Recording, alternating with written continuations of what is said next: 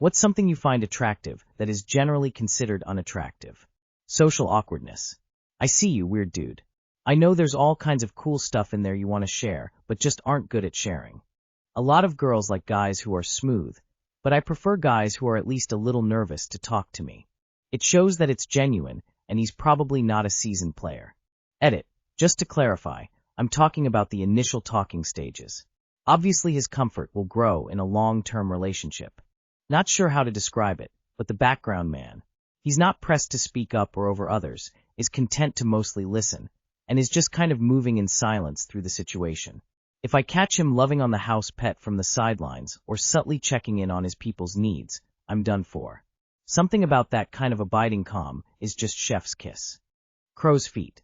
Talking to one of my female friends, we are both in our 30s, and when she smiled, her eyes scrunched up and wrinkles showed on the sides. It did something to me. There's no polite way to say sagatits, really, is there? I've always had a thing for unconventional voices, like slightly raspy or monotone, or even a little quirky. It sticks in my head way longer than a perfectly smooth voice, and it kind of makes conversations feel more intimate in this strange, comforting way.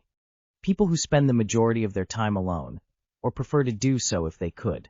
If you enjoy your own company enough to choose to be alone all weekend, I am beyond interested and attracted to that.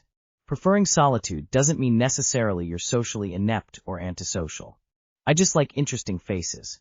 They don't have to be traditionally attractive, and might even look a little weird or alien, but that's okay with me. I just like having an interesting face to enjoy. Natural aging. Natural bodies. I find big or strong noses on men to be really attractive and really masculine. This whole thread is so endearing and affirming. Just goes to show that whatever thing you think is your flaw, someone out there is crazy about it. Just be you. Love. Resting bitch face. Love a woman who looks pissed off. Let me make you happy. So moral of the story, I will never ever worry about my big nose, small tits, crooked teeth, body hair, or cellulite ever again. Nerdy behavior. Over talking about something that they love. The way their eyes light up, and they get excitement in their voice. Edit. Mainly info dumping. Sorry. My significant other and I call that him nerding out, because it is usually about topics most people find boring, or they don't care to listen about because they are nerdy or techie. I want to know all sides of my partner.